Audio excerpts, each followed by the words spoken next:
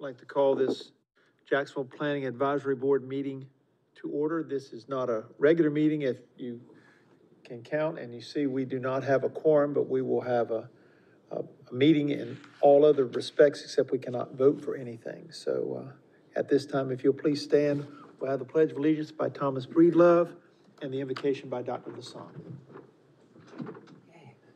I pledge allegiance to the flag of the United States of America and to the republic for which it stands, one nation, under God, indivisible, with liberty and justice for all.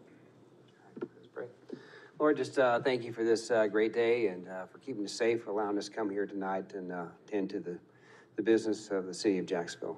We ask for your blessings upon this town. We ask the blessings upon our community and our military here that make up such a big presence, and we all work together in harmony and for the common good of the residents here in Jacksonville. Be with us tonight as we discuss the business as beforehand.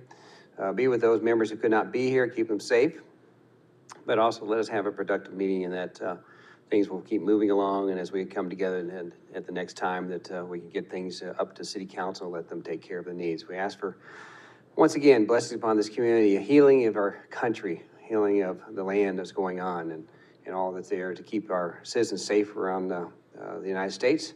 We're still a great country, and I know lots going on around the world, but we also know that you have this in your hands and under control, and that we're just here to serve you and serve others and treat others with kindness and be fair. And just thank you for everything. In Christ's name we pray. Amen. Amen.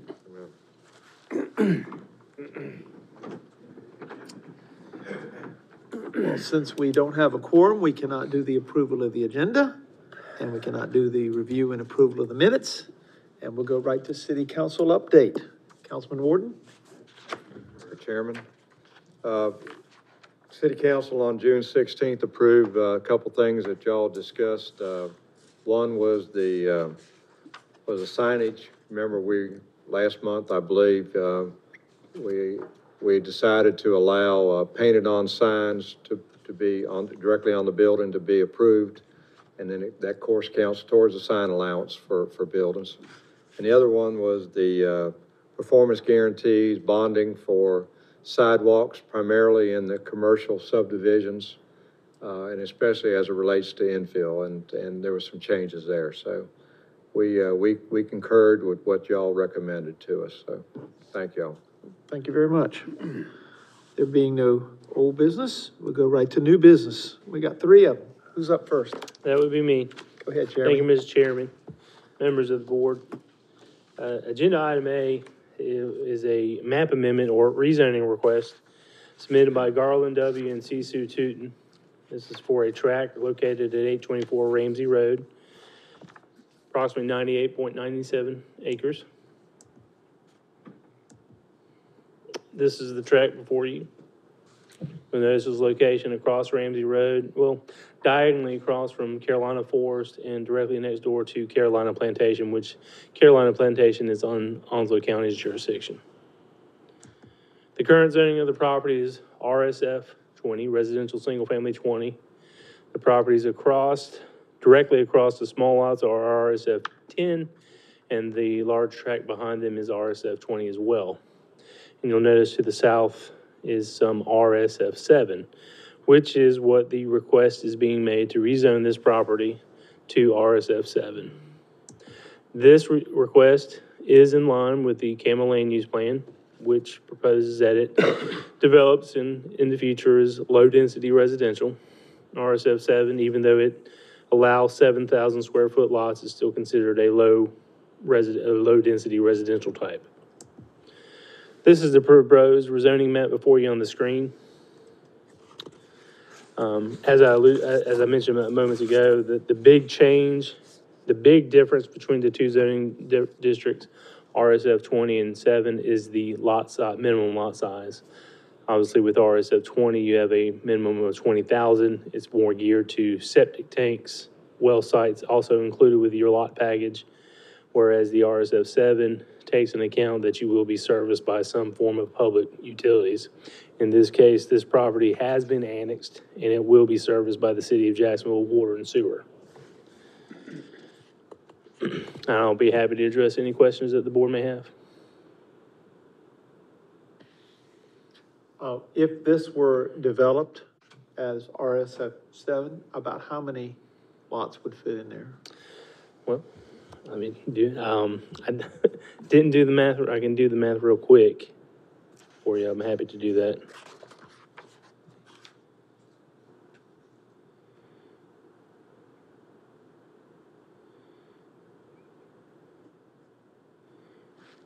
Just get it running for me.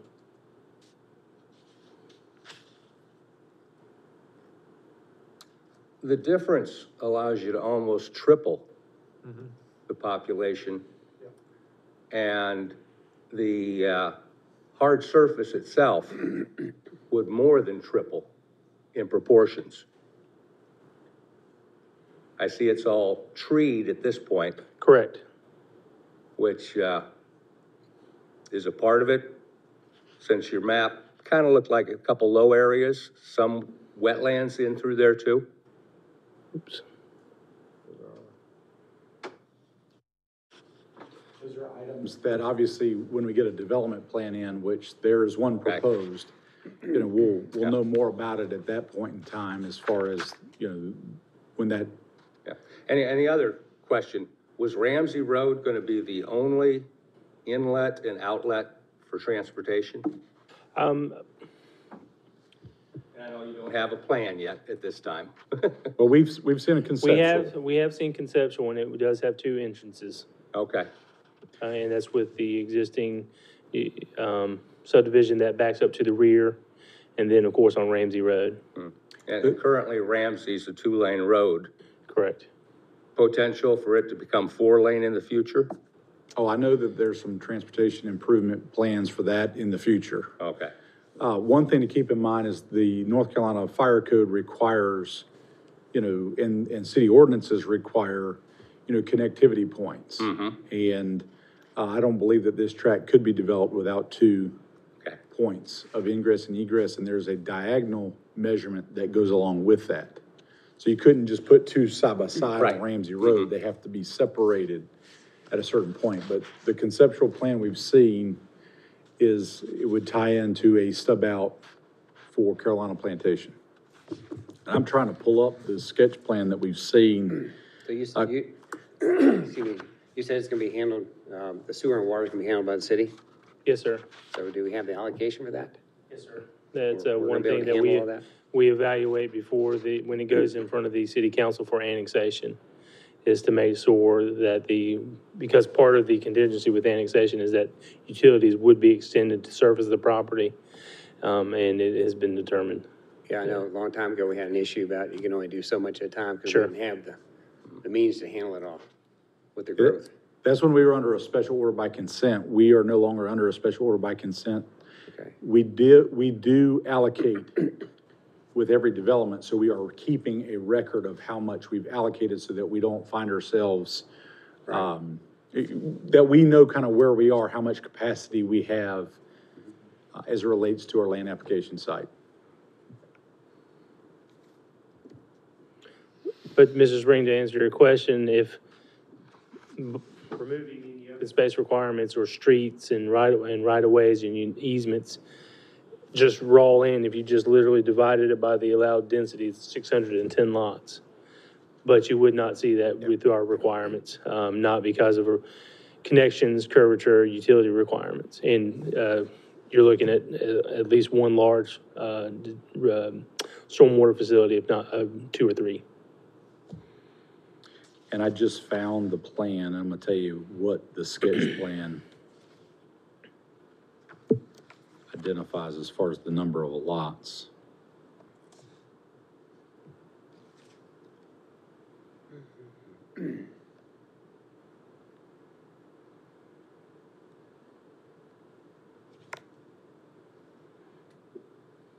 So as this starts at some point developing, what's gonna be the impact on our school system? Is the board already looking at that? Yeah, I've already, thankfully, I did meet with Mr. Myers with the Onslow County Schools and their consultant who is in charge of updating their plan for forecasting. And this was one of the subdivisions given them as one that would be coming up down the road, along with the vineyards, as you may recall, over on Gum Branch Road, and two other ones in the area of, that are staff level approvals. And this subdivision would be, if this property is subdivided, it wouldn't be a staff level. But, we are diligently working with them as we get these online, letting them know that this is, you've already got two populated schools in the area, so. The plan, the sketch plan, and obviously with all rezonings, we're always gonna tell the board that they can do anything that the zone allows, although on RSF 7 zone, there's only a handful of uses they could put there.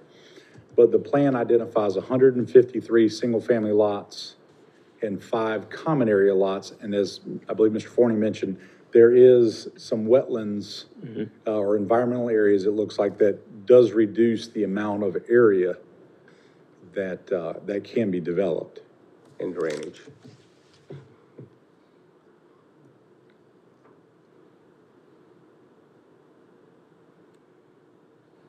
And this would probably be the same school district as Carolina Forest? I would imagine so at this time. Just a little comment. We had a meeting with the Board of Education a couple of years ago, and they promised that the next elementary school project would be another elementary school in this area to take some of the pressure off of the Carolina Forest School. They were building down towards the Stump Sound, Holly Ridge area, and then of course out in the was it Catherine's Lake area, and then they're going to come back our way. So supposedly we get the next new elementary school to take some pressure off Carolina Forest. Now, will that change? Could, but we were promised.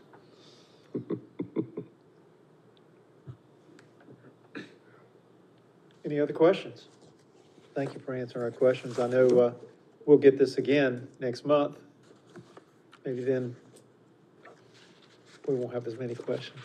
And obviously, anytime between then to tonight and then, if you have any questions come up, please let me know.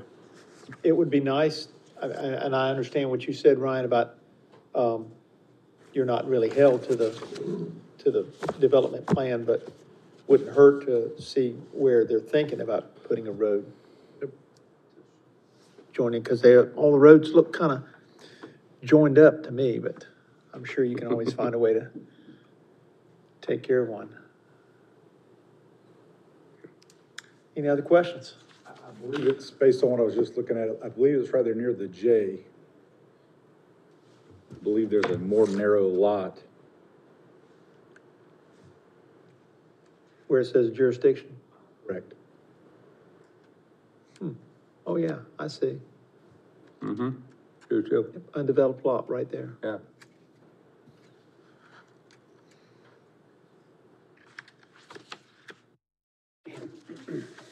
Very good. Okay, I guess we're ready for B. All right? You again, Jeremy? Yes, sir. Go for it. This is a special use permit and type 3 site plan submitted by Roosevelt Drive Church of Christ.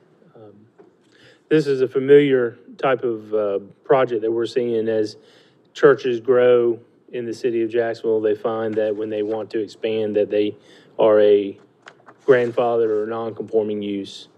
Because they've been here years, they predate our current UDO, and find that they require a special use.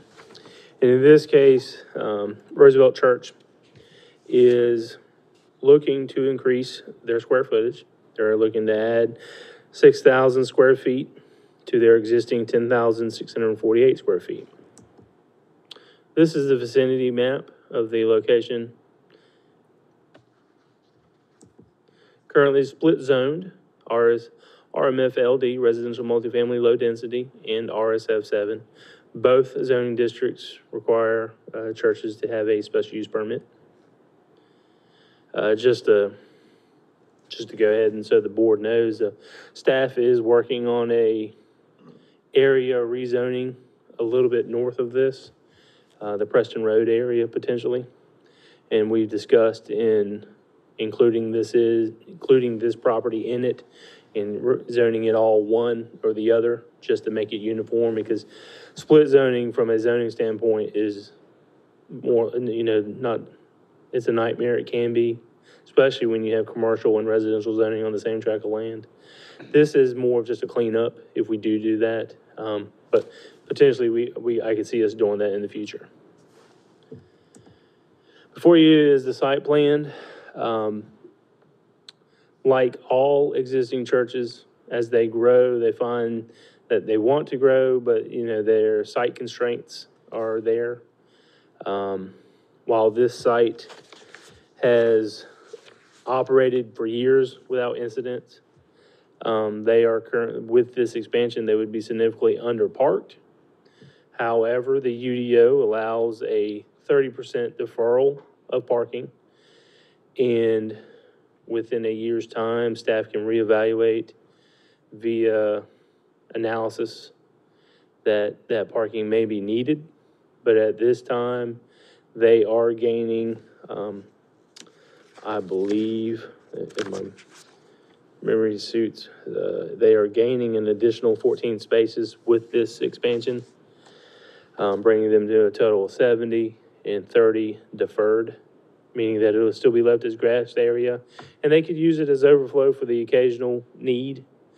But if analysis were to come back in a year or so's time and saw they were using it every day and it was run down, that there was war spots, then the city could step in and say, we need to have this parking installed, but staff doesn't believe that's necessary at this time.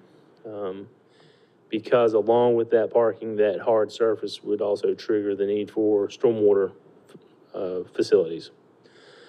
So at this time, the staff was prepared to make a recommendation that the current proposal meets all the findings of fact, and that we were going to be recommending approval tonight with the reduced parking.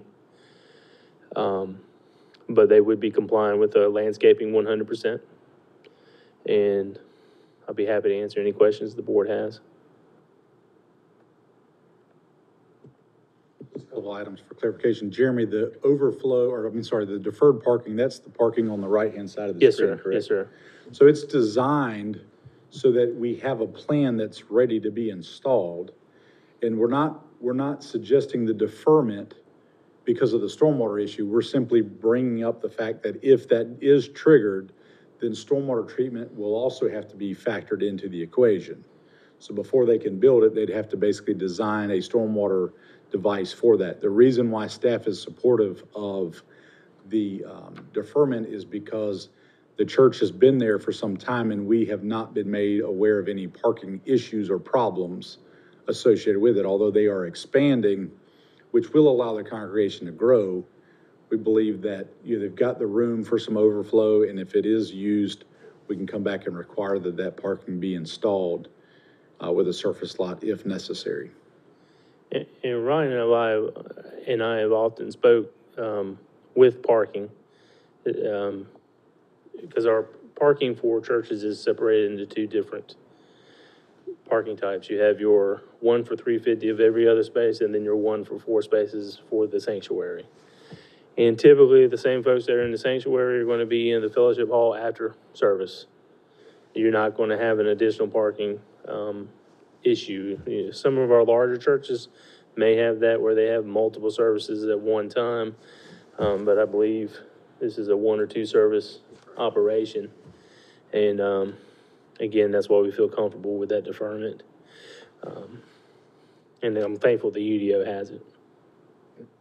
So to add a little bit of clarity, so what we're saying is that they're larger churches, while people are in the sanctuary, the other half is in their Sunday school rooms, if you will. Yep. So the people are all there at the same time, they just kind of flip between the space versus the old traditional where you were in Sunday school and then you went to church.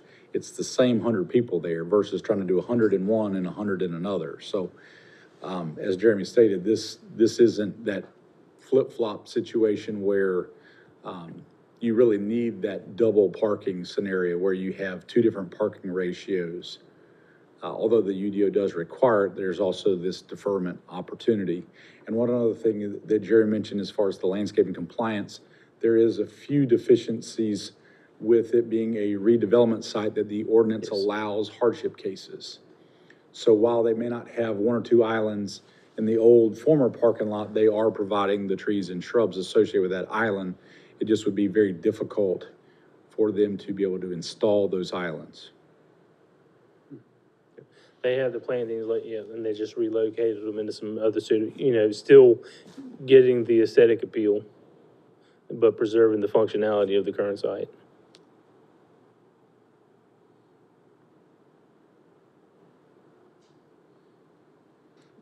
Oh, and one other thing, Jeremy, for clarification, there is the new parking. Can you let the board know where that parking is on the plans? Oh,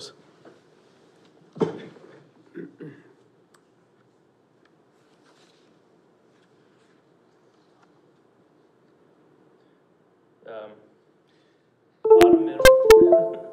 I was gonna draw it for you, but the bottom middle where it says the 13, and there's an additional space where we gained some compact spaces, and that added a 14th spot. So the bottom middle, where the driveway's coming off of Roosevelt, is where the new parking is, directly adjacent to the, yes, Yeah, sir. coming off Sherwood Oh, Road. yeah. Yes, but I'm sorry. Yeah. Mm-hmm. That's adjacent to the expansion area. Thank you, Jeremy. Thank you.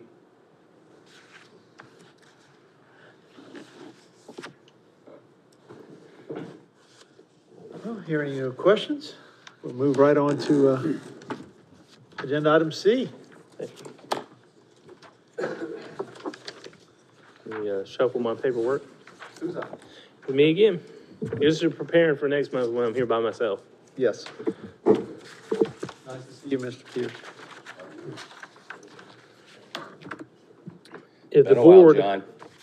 if the board will care. recall, in January of this year in rooms A and B, we had a workshop where we discussed the desires of staff to bring forward a mobile home park district, or not a park, excuse me, a mobile home district where it would be a zoning district where mobile homes would be allowed. Currently, only our RSF 40 and RSF 20 and our lone approved mobile home community are the only areas where a mobile home is allowed. In the RSF 40 and 20, they're allowed on one per lot. And in the the PDR for Holiday City, part of that master plan. And what we have before you in the packet is very, very similar to what we discussed with you back in January, and again with City Council, I believe it was the following February, where we tried to mirror this RMH residential mobile home district after our existing RMF LD with a combination of RSF 20 or the RSF 7 in terms of, or RMF LD for lot sizes, density, setbacks, height restrictions. We also did the same with the allowed uses that would be in this district: mobile homes, single family, modular, single family being on-site built. And we did have some discussion on should we even allow that, but sometimes you may have that opportunity where someone has a mobile home in a mobile home subdivision and they have an opportunity to upgrade to an on-site built, or maybe they add on to it at some point that is no longer a mobile home, that it is a on-site built. We've also amended the use table, proposing to amend the use table and the accessory use standards. This is the dimensional requirements for the district. Again, it closely imitates the RMFLD with lot width, lot coverage requirements, your front setbacks of 25, corner side setbacks of 15, side setbacks of 10, which is a little bit bigger, but that's in discussing with building code, typically your mobile homes are a minimum of 20 feet apart in a mobile home park. So if you had someone do a mobile home subdivision and mobile home after mobile home, you'd have 10 on a side here and 10 on the next lot, gain your 20 feet separation. And which is a 5-foot accessory use setback, which is standard throughout the city. Again, the primary proposed uses are mobile home and single-family detached dwelling. I wanted to have this before you because this is in our UDO. These are the standards for all mobile homes when located on their own lot. And primarily that you get the long side facing the street of a mobile home, that any of the transportation, the wheels, the axles, the tongues are knocked off, and it's put on a, I did not copy it over, did I? We have, on a permanent foundation. That's what I was getting at. There is a requirement to have, mobile homes on a permanent foundation brick or other approvable. And then that the roof be finished in shingles, A-frame style. This is not proposing to rezone any properties in the city. It does give us a tool to address some situations that have come up since we adopted the UDO in 2014. There are 2 existing developments in the city that could benefit greatly with this zoning. And I could see staff bringing back some rezonings to consider for those neighborhoods that specifically have covenants that restrict them to manufactured homes only. I'll be happy to answer any questions that you have, though. Does this allow, should say, an exchange of a mobile home that's currently on an existing lot?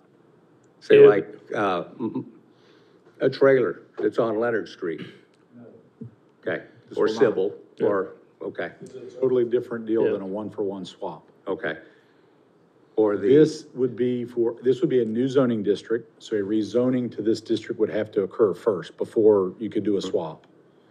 Then, so you're gonna have to be that zoning district, and then you would have to meet these standards. okay, So where we're targeting this is mobile home park subdivision. So the 2 examples that Jeremy mentioned is Hickory Hills and the one off Ellis Boulevard, Ellis Park, I believe it's called. okay, yeah, Those are mobile home subdivisions. okay. Not Holiday City, though? Or is that, Park, that's a different ballgame. okay. What about Triangle Park? They're gone.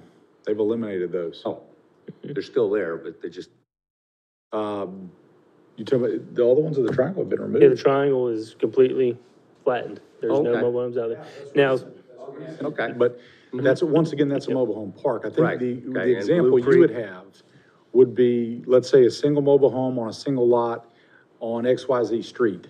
Can I do a one-for-one swap? Not unless the property is rezoned to Okay. this. That's not the intention behind what we're creating. Mm-hmm. We're trying to create a standard for a development, an area, not an individual lot necessarily, but a series of lots where we believe mobile home park subdivisions belong, where they could go, and then that would have to go through the whole rezoning process and public hearings. So, as Jeremy was stating, this will just simply put the tool in the toolbox. Whether or not it's used, that will be up to one of 2 things. That will either be a staff-initiated rezoning that Jeremy just alluded to, which we may look to do, or it may be that a citizen or developer has to request this zoning district. Would this be the same for recreational vehicles? no, Okay. those fall under. Just checking. Those are defined very specifically and very differently. Because those aren't the width side. That and they're not designed to, mobile homes, so we have this discussion all the time when we have folks come in. Manufactured homes are built to a HUD standard, Yes. whereas your modulars are built to the same residential code RV. as a on-site built home. What I did want to mention is this does, while it does give us a tool to fix some of these older neighborhoods, it does give a tool to a potential developer to come in and do a mobile home-based subdivision. But something like that would require rezoning, and they would have to come in front of this board and the city council to get an approval. And those questions can be asked them, why would they be seeking this rezoning for a large tract of land? But we foresee it for existing developments like Hickory Hills and the Ellis Park, where time after time, we have folks who come in and say, I want to swap out my mobile home. Well, no, you can only do modular or stick-built. Well, I can't do stick-built, this is where I'm actually restricted to manufactured homes, and then they go to get a modular, and it may be a little too large or too big, where the lot was originally developed for a single family, or a single wide, or a double wide. Y'all did look at lots in the Hickory Hills and Ellis to make Yes. sure the setbacks and the lot sizes were compatible with what Yeah, you... that's why we originally looked at doing 7,000 square feet lots. That's why we knocked it down, because then that would catch the smallest that's in Hickory Hills. And we adjusted the setbacks to be fine too. One thing it's a great question, because you just triggered something in my mind about, would Hickory Hills be able to meet the width? And I know some of them are that way. Yeah. That's something we need to Yeah, check, that may because be. it may be that they were set up more in the end, but I think they're set more side too, because they were set up as a Yeah. mobile home subdivision originally. There are also a few narrow lots in there. But We'll check on that, but we, like Jeremy said, we actually dropped it down because at the end of the day, a lot of the mobile home parks, the mobile home subdivisions, they didn't have the 7,000 square feet. So that's why we backed it down, because we didn't want to create a tool that wouldn't necessarily help what we were trying to achieve, because we've had issues in both Hickory Hills and we've had issues in Ellis Park. And what I mean by issues is, if we haven't had issues, we've had close issues. So one where, older home, they're not allowed to swap it out, even though they would be willing to bring in, build a house on it. The covenants don't allow them. And even though covenants aren't a city issue, it's still an issue that we were dealing with.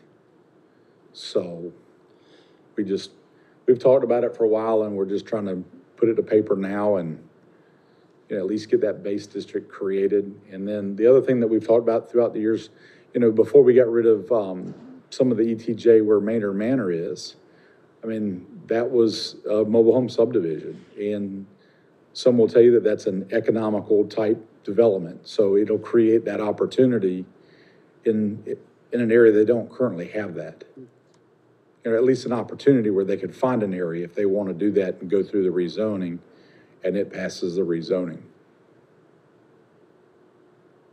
And I think an inevitable question is, what would prevent someone from coming in and just rezoning their one lot in the middle of the city?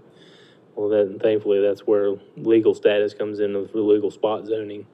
Staff wouldn't support it. Nothing could prevent them from coming to the board and the city council, but in all legality, it would be illegal spot zoning just to rezone a single lot among RSF 7 or RSF 10 or even CC zoning, just to rezone one lot. They would need to get a considerable amount of area and say, we want to rezone 20, 30, 40 acres or 20, 40, 30 lots to this zoning district.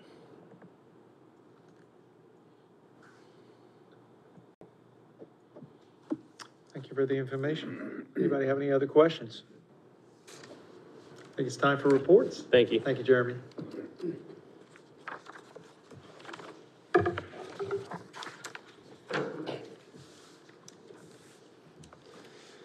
Thank you, Chairman. I'm going to use this opportunity to discuss the census moment.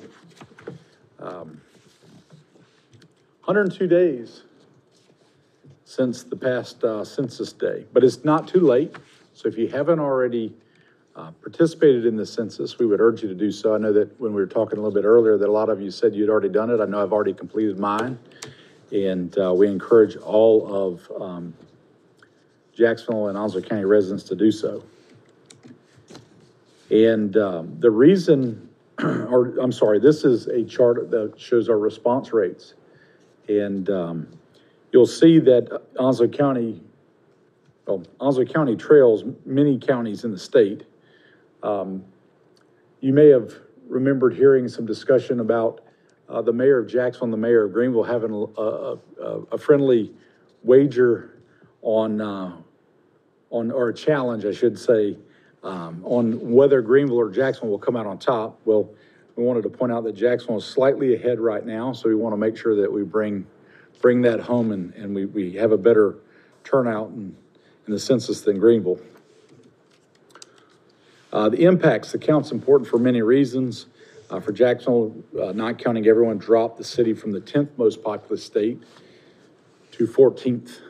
And, there's a lot of things that are allocated based on the census, and I've put some, there's some bullet points here that kind of highlight those, and child care funding and health and safety funding, impact of hurricanes, Pell Grants, food stamp allocation, temporary assistance programs, just to name a few.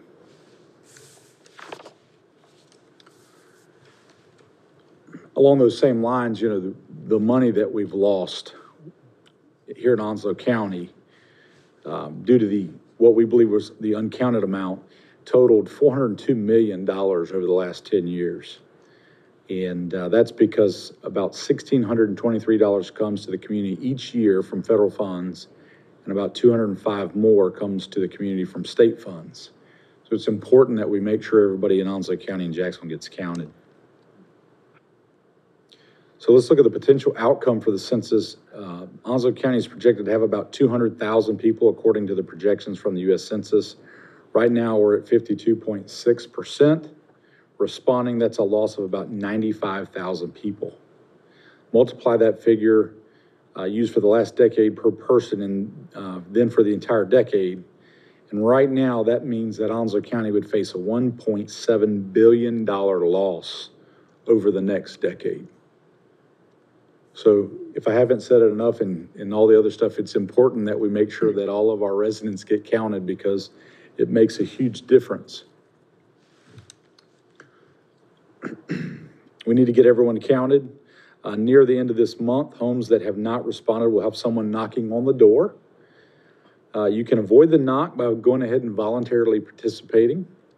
And that may be popular right now with the COVID-19 situation. That way, go ahead and go online. It's a very brief survey. As I stated a second ago, I've already done mine online myself. It's very easy and simple to do. And the U.S. law requires participation. So if it's required anyhow, and you're going to have somebody knock on the door, if you have the ability to log on, I know I received a card with some information that I had to key in. Go ahead and get that taken care of.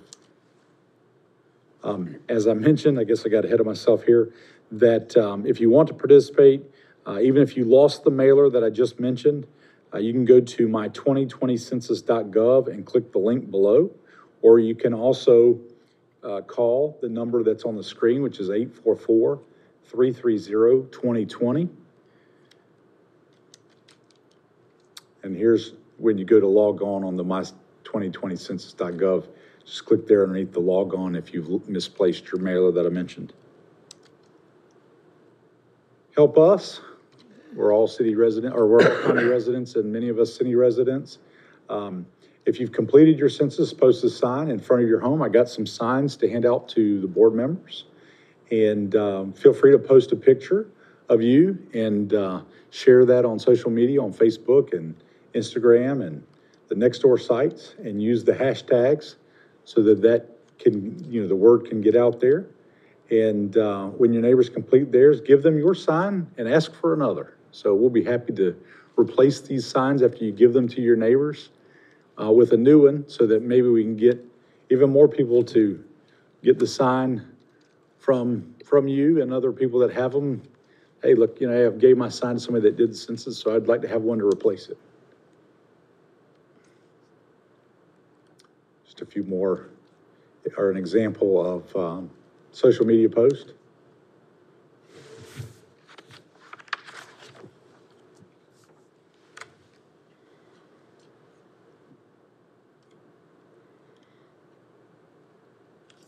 As I mentioned, we would appreciate the hashtags and the shares on social media, the hashtag Onzo counts and the hashtag NC counts, so we can spread this message. And if your neighbors were to ask, you can say, hey, go watch this G10 presentation, or explain to them that you just click on that link or call the 800 number if you misplaced the mailer, and they'll get you that digit so that you can fill it out online. And if not, somebody will be by to knock on the door to get your census information versus trying to sell you something. That's all that I have tonight, Mr. Chairman, planning board members. Thank you for what you do. Thank you very much, Ryan. As I was talking to you earlier, if you don't believe the census is useful, just go back and try to do some family research, and you'll understand that the census was very, very, very useful. Go back and look, and you'll see just how important it is for you to do the census. If not for now, just for later years when someone 50 years from now tries to figure out who is who. So, having had our report and going through everything, I think it's time for us to adjourn, and we'll see you next month, God willing, and this meeting is adjourned.